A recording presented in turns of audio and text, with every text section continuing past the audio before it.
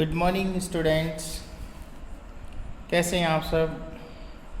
मैं आपका टीचर आशुतोष गोस्वामी। आज हम क्लास 12th सब्जेक्ट इंग्लिश और चैप्टर नंबर 2 रूम 10x8 के बारे में हम जो है वो चर्चा करेंगे। हमारी रेनबो बुक सर के.एस. डगल द्वारा लिखित इस लेसन में बहुत ही अच्छी और प्रेरणादायक बात का वर्णन किया गया है। भूतकालीन युग और वर्तमान युग के बीच में जो एक जनरेशन गैप है, उस जनरेशन गैप को जो है वो इस लेसन के अंदर जो है वो दिखाया गया है। ठीक है, तो सबसे पहले हम इस लेसन के इंट्रोडक्शन को पढ़ते हैं। इंट्रोडक्शन ऑफ लेसन को पढ़ते हैं। ठीक है, देखिए ध्यान से सुनिएगा, क्योंकि इंट्रोडक्शन ऑफ लेसन जो है आप उसको कह सकते हो as a summary of lesson.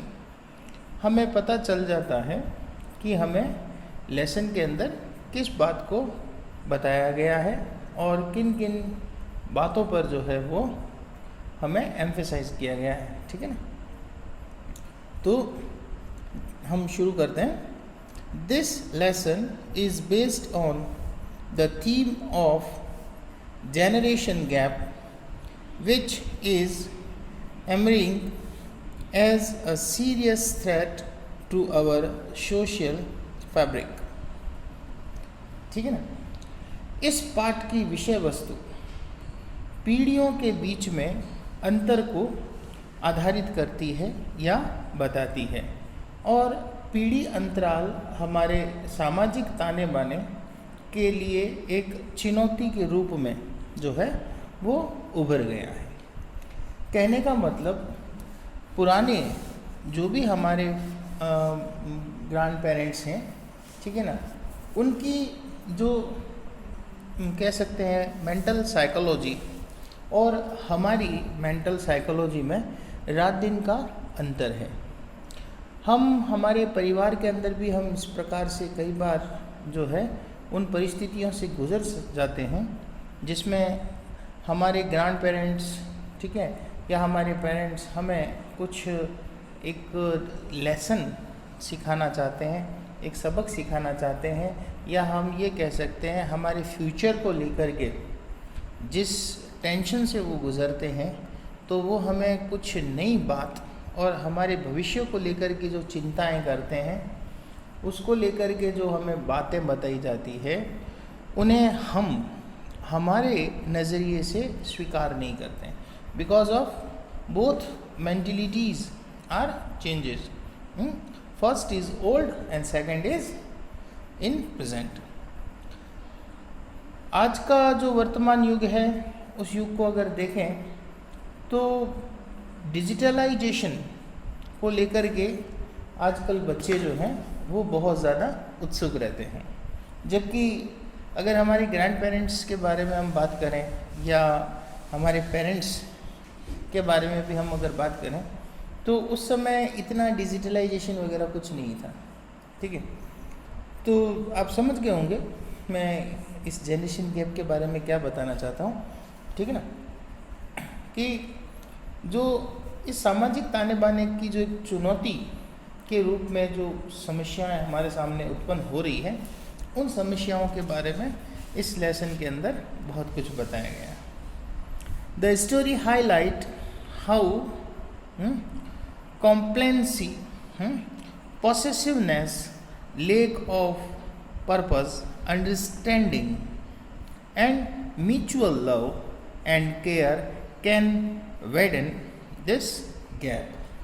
ध्यान से सुनिएगा, इस कहानी में जो रेखांकन किया गया है, जिन मुख्य बातों को बताया गया है, वो एक उचित समझ, आपसी प्रेम व देखभाल आदि का अभाव इस पीढ़ी के अंतराल में किस प्रकार से बढ़ सकता है, इस बात को बताया गया है।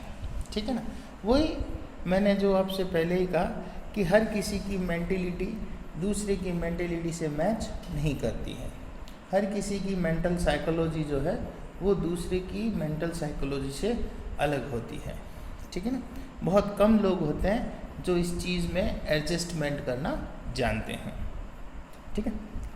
The writer voices his grave concern over the growing tendency of ill treating one's own parents and grandparents by the modern fashionable society, ठीक है ना। जो हमारी आधुनिक फैशन परस्त समाज में अपने माता पिता, दादा दादी, नाना नानी आदि के प्रति अनुचित व्यवहार की जो मानसिकता बढ़ती जा रही है, उसके बारे में भी इसमें वर्णन किया गया है। यानी समाज में हमारे जो बड़े हैं, ठीक है ना, उन बड़ों का कह सकते हैं न तो बात का आधार कहीं देखने को मिलता है और न ही उनके उन आधार का अधिकार उन्हें मिलता है, ठीक है ना। हम दूसरे शब्दों में कह सकते हैं एक अपमानजनक परिस्थितियां पैदा हो जाती हैं इस जनरेशन गैप के कारण। इट इज़ अ दो प्रोवोकिंग स्टोरी रिटन इन अ सैटायरल वे, और इस व्यंग्यात्मक आप कह सकते हो तरीके से लिखी गई यह कहानी विचारों को झकझोर के रख देती है। यानी इस कहानी में ऐसी परिस्थितियां भी दिखाई जाएंगी जिन परिस्थितियों को शायद हमने ही उत्पन्न किया, ठीक है ना, और हम ही उन परिस्थितियों में भविष्य में फंस गए, ठीक है। तो बहुत कुछ है इस कहानी में। फिर कुछ ग्लॉसरीज जिसके बारे में हम चर्चा करते हैं। एंगेज्ड कार्य पर रखना, एडजेंट बगल वाला यानी नियर बाय, बिसाइड एक प्रपोजिशन है बिसाइड, पजल भ्रमित, इनफ्रेम वृद्धावस्था के कारण कमज़ोर, ठीक है ना, हेलेंटिंगली रुक रुक कर, ठीक है, कॉमोडियस बहुत बड़ा, अनट्रेनिंग अथक, माशन कारीगर, फेरियस क्रुद्ध, फेरियस का मतलब होता है ना एकदम से गुस्से में आ जाने वाला व्यक्ति, कंसोल सांत्वना, रिक्विटिनेट मतलब अधिग्रहण करना, ऑक्यूपाइड करना किसी को, ठीक है ना, किन्नर अधिक उत्सुक, डाउनपोर बरसात, ठीक है ना, निरंतर होने वाली बारिश, कंसिडरेशन हम कह सकते हैं ख्याल या विचार विमर्श, स्क्रॉचिंग, स्क्रॉचिंग का मतलब होता है झुलसा देने वाली गर्मी, ठीक है ना, हाँ, जो हमारे मई और अप्रैल महीने में और जून महीने में पड़ती है। क्लेड यानी क्लेड का मतलब किसी चीज़ को पहनना, वियर का मतलब पहनना होता है, लेकिन क्लेड का मतलब अपने शरीर को ढक कर के और किसी वस्त्र को पहनना, समथिंग लाइक साड़ी, ओके। रिक्लिनिंग झुके हुए, जैबरिंग, जैबरिंग का मतलब होता है जोश के साथ बहुत अधिक बकवास करना। एक तो होता है ना चैटर बॉक्स, चैटर बॉक्स का मतलब होता है बकबक करना, ठीक है ना, और एक होता है गॉसिपिंग, गप्पे मारना। लेकिन जैबरिंग, जैबरिंग का मतलब होता है, आपने ऐसे कई लोग देखे होंगे ना जो बिना थोड़ा सा बतलाए हैं शुरू हो जाते हैं, और वो ऐसे शुरू होते हैं कि बंद होने का नाम ही नहीं लेते, स्विच ऑफ का बटन ही नहीं मिलता उनका, ठीक है ना, ऐसे लोग। मोर्टार सीमेंट वाला मसाला,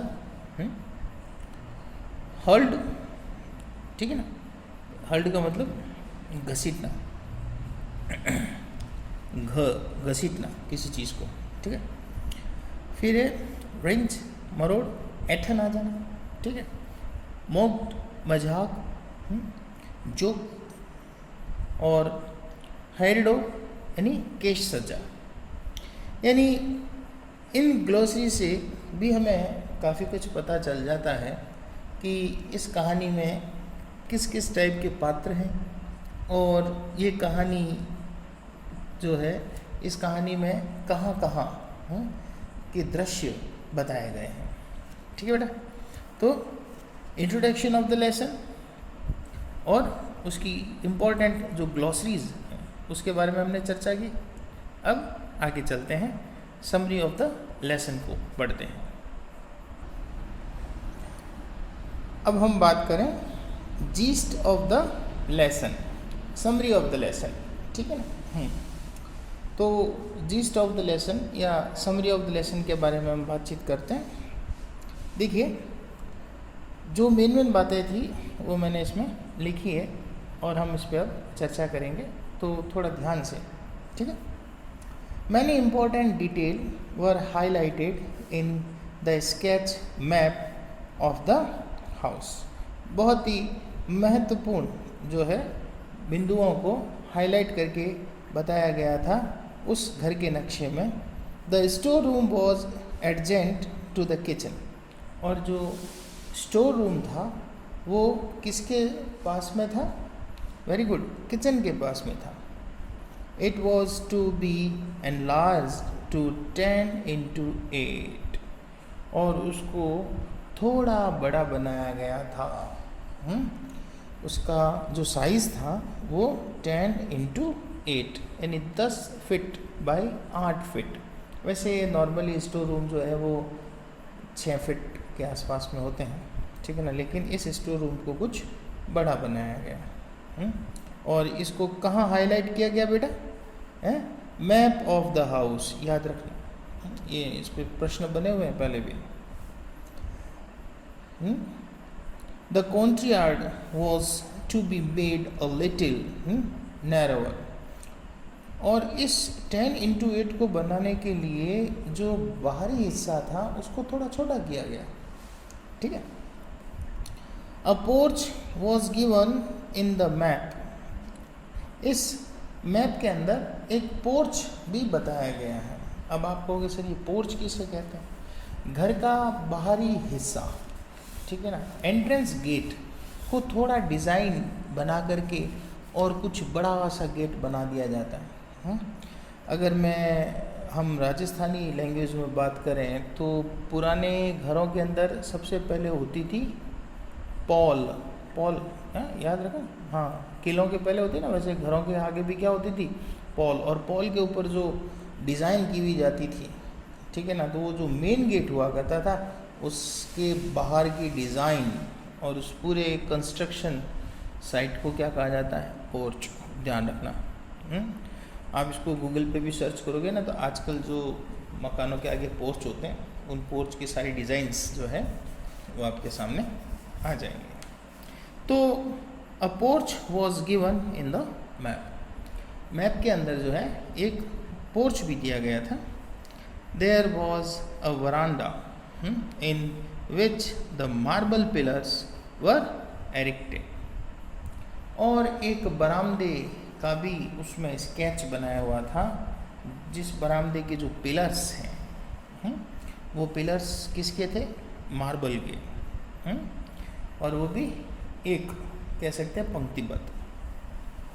the coloured sketch show how the house would be look after it's completion.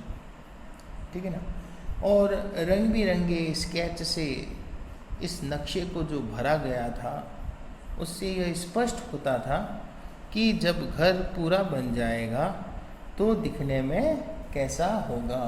ठीक है ना, यानी दीवारों के रंग ऐसे हैं तो पेंटिंग कहाँ लगेगी, ठीक है ना, फर्नीचर कहाँ सेट होगा, और विंडोज़ कैसी होगी, विंडो के ग्लास कैसे होंगे, ठीक है ना। यानी पूरे के पूरे जो कह सकते हैं नक्शे को एज ए 3D मोड में शो किया गया था। ठीक है ना। अब आप तो जानते हो 3D मोड क्या होता है, लेकिन जब ये कहानी लिखी गई थी उस समय इस तरह का कोई मोड नहीं था। काफ़ी ओल्ड लेसन है। ठीक है, तो आगे चले। आगे, it had a figure of a lady of the house standing on the veranda with her back towards the marble pillar.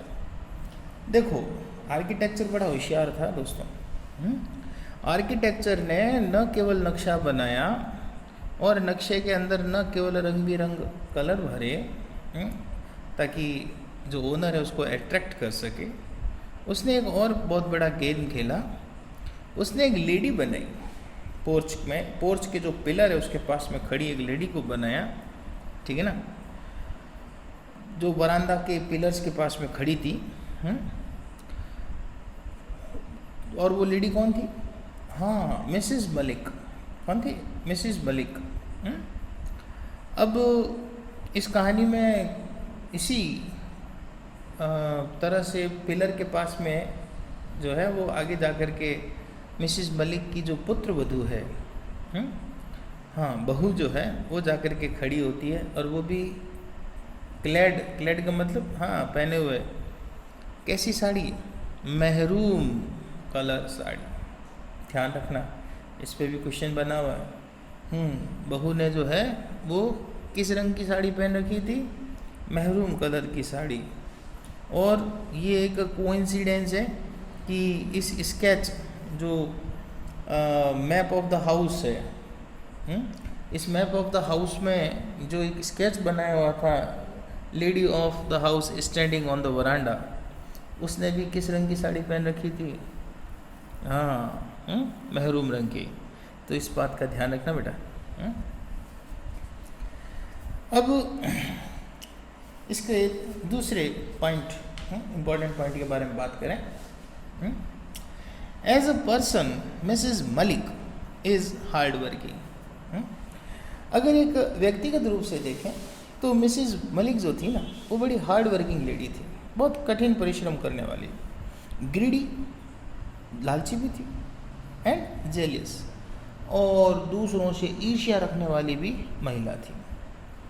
She does hard work during the construction of her new house.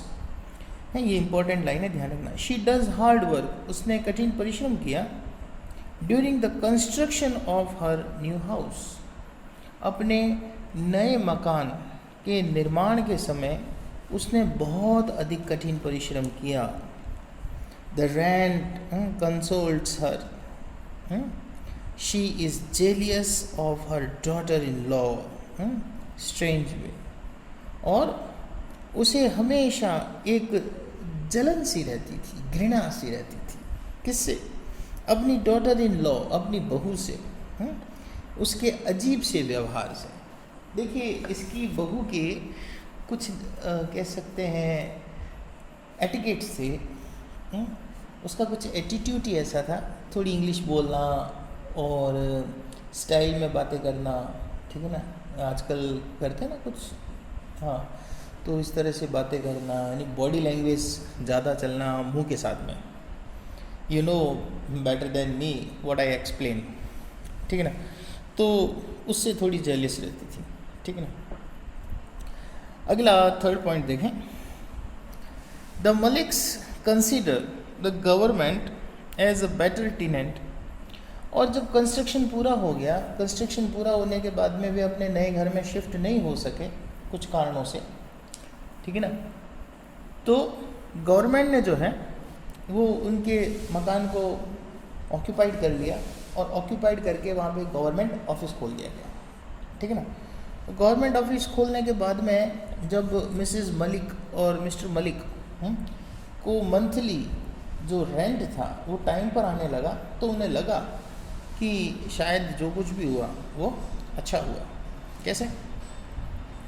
The Maliks considered the government as the better tenant that the private once.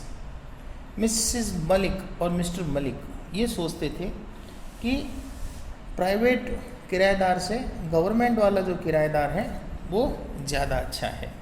Because क्योंकि the private tenant are a headache, क्योंकि जो private tenant होते थे वो एक तरह का सिर दर्द होते थे।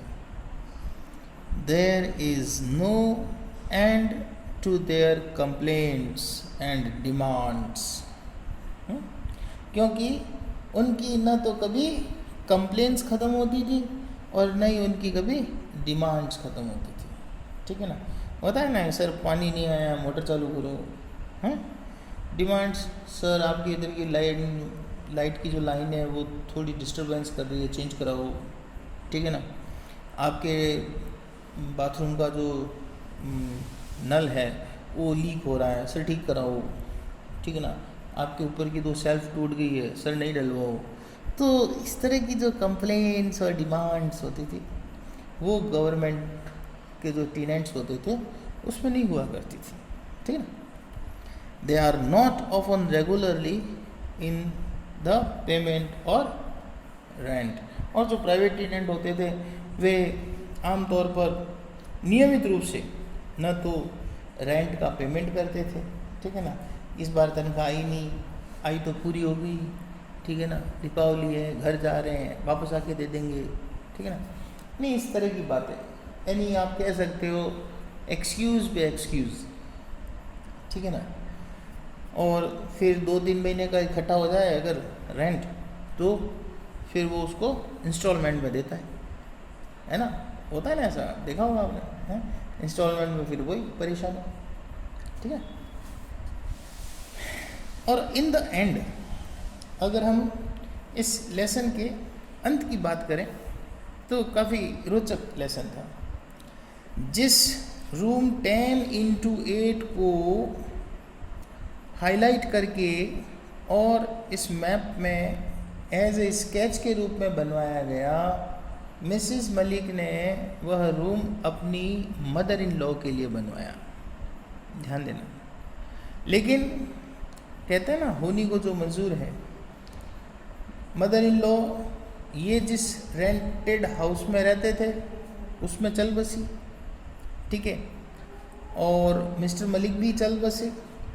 अब उनका पुत्र और उनकी पुत्र वधू के साथ ही उनको रहना पड़ता था। जब गवर्नमेंट ने उस मकान को खाली कर दिया, उसके बाद में मंडे की सुबह मिसिस मलिक, उसका बेटा और उसकी पुत्र वधू, जो कि महरून रंग की साड़ी पहन करके उस मकान में शिफ्ट होने के लिए गए थे। ठीक है ना, तो मिसिस मलिक की पुत्र वधू ने जो मिसिस मलिक के पुत्र को कहा कि क्यों ना ये रूम 10x8 जो है वो मम्मी जी को दे दिया जाए। तब मम्मी जी को झटका लगता है मिसिस मलिक को। क्यों? क्योंकि ये वही रूम है जो उसने किसके लिए बनवाया था, अपनी मदर इन लॉ के लिए बनाया था।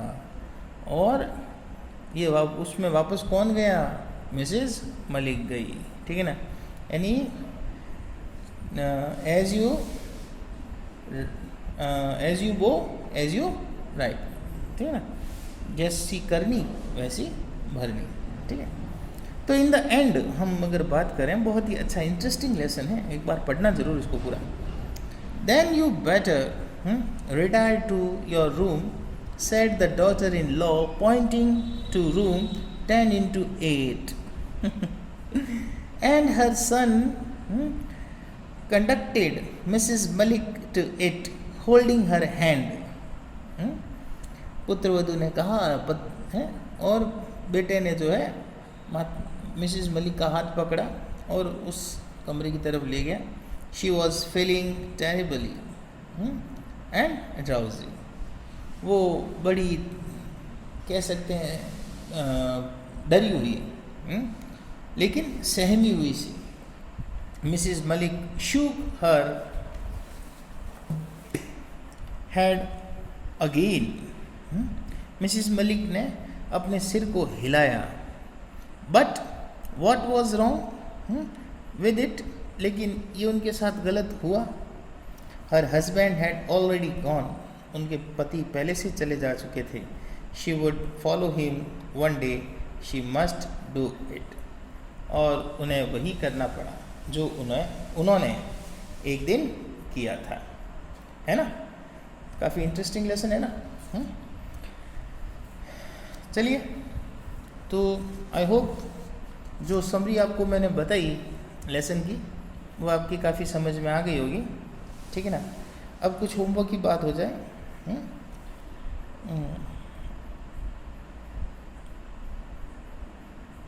कुछ होमवर्क की बात हो जाए, इम्पॉर्टेंट क्वेश्चंस। बेटा एक बात का ध्यान रखना, मेरे जितने भी वीडियोस हैं उस वीडियोस के अंदर मैं जो भी इम्पोर्टेंट क्वेश्चंस बता रहा हूँ 12th क्लास, आज दिन तक उनमें से कोई भी क्वेश्चन बाहर नहीं गया है, ठीक है ना। इट्स कह सकते हैं ये मेरा एक विश्वास है ना। क्वेश्चन थोड़ा घूम के आ सकता है लेकिन उसका जो मीनिंग है ये वही है, ठीक। तो बेटा ध्यान दीजिए, फर्स्ट 3 क्वेश्चंस जिनकी आंसर लिमिट 20 to 30 वर्ड्स, ठीक है, ज़्यादा टिपिकल नहीं है। अब देखिए पहला question, what were mister Malik, ध्यान देना, what were mister Malik view regarding to store room, ठीक है ना। मिस्टर मलिक का स्टोर रूम के संबंध में क्या विचार थे। देखो मिसिज मलिक का नहीं पूछ रहे हैं, मिस्टर मलिक का पूछ रहे हैं। वो बेचारे सीधे आदमी थे, उनको तो कहा गया कि नहीं नहीं नहीं नहीं रसोई के पास में बढ़ाते हैं, हाँ 10x8 का बढ़ाते हैं, और जब माता जी चली जाएंगी तो इसको हम स्टोर रूम में कन्वर्ट कर देंगे, और तब तक वो रूम किसका रहेगा, माता जी का रहेगा, ठीक है ना। तो मिस्टर मलिक जो थे वो बेचारे कह सकते हैं बड़े ही इनोसेंट पर्सन थे, ठीक है। Question number 2, what were Mrs Malik plan regarding the furniture for the new house. ये इम्पोर्टेंट क्वेश्चन है, ध्यान देना। मिसेस मलिक का नए घर के फर्नीचर के बारे में क्या विचार था। यानी श्रीमती मलिक जो है वो नए घर के फर्नीचर के बारे में क्या योजनाएं बना रही थी।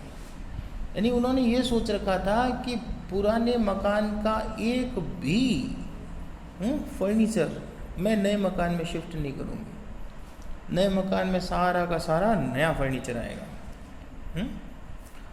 Question number 3, why was the architect perplexed. जो बेचारा आर्किटेक्ट था वो प्रिप्लेक्स का मतलब होता है किन कर्तव्य बोध, ठीक है ना। यानी आप कह सकते हो बेचारा भ्रमित हो गया था, कंफ्यूज्ड हो गया था, ठीक है ना। तो बार बार मिसेस मलिक जो है ना वो उसके नक्शे में चेंजेस करवा रही थी। अच्छा अच्छा इधर नहीं तो चलो इधर बना दो, नहीं नहीं इधर नहीं चलो इधर बना दो। फिर मिसेस मलिक ने देखा कि इस आर्किटेक्चर ने जो है वो स्टोर रूम को थोड़ा छोटा बनाया है, तो उसको फिर थोड़ा सा बड़ा बनवा दिया गया 10x8 का, ताकि उसे एज ए फर्स्ट रूम की तरह यूज़ किया जा सके एंड देन सेकंड उसको स्टोर रूम में कन्वर्ट कर दिया जाए। अब हम क्वेश्चंस जिनके आंसर की लिमिट्स होगी 60 to 80 वर्ड्स ईच, तो हम बात करते हैं। What important detail were highlight in the sketch map of the house. देखिए मैंने आपको समरी ऑफ द लेसन में जो पढ़ाया है वो लगभग उसका जो एक पूरा पैराग्राफ है उसका आंसर होगा, ठीक है ना। यानी घर की रूपरेखा वाले नक्शे में क्या महत्वपूर्ण वर्णन किए गए हैं, ठीक है। एक ही चीज़ थी रूम 10x8 और बाकी वही मार्बल पिलर वरांडा, ठीक है ना, और पोर्च, ये सब कुछ। Question number 5, why do the Malik consider the government as a better tenant than the private ones. इसके बारे में भी हम चर्चा कर चुके हैं, ठीक है। यानी मिसेस मलिक के अनुसार गवर्नमेंट के जो किराएदार हैं वो ज़्यादा अच्छे हैं बजाय प्राइवेट किराएदार के, ठीक है। अब हम लास्ट क्वेश्चन के बारे में डिस्कशन करेंगे। Give an assessment of Mrs Malik as a person and a mother in law. ठीक है ना, एक व्यक्ति तथा एक सासू, सासू में माँ के रूप में श्रीमती मलिक का मूल्यांकन कीजिए। देखो ऐसे देखें ना तो अगर पॉजिटिवली देखें बेटा तो बड़ी हार्ड वर्किंग लेडी थी। आप कह सकते हो बहुत ही ईमानदार महिला थी काम के प्रति, है ना।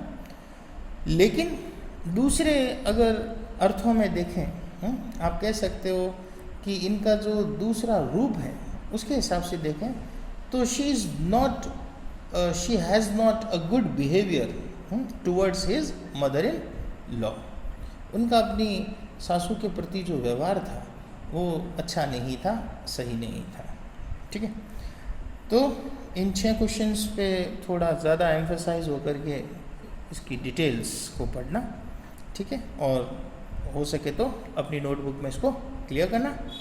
Thank you, have a nice day. अगली वीडियो में मिलते हैं। Good bye.